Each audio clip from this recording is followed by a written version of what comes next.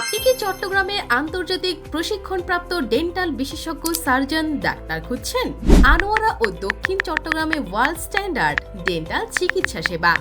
Doctor Ahsanuddin Ahmad Chowdhury, সাবেক বিভাগীয় প্রধান, ডেন্টাল বিভাগ, ইসলামী ব্যাংক হাসপাতাল, চট্টগ্রাম।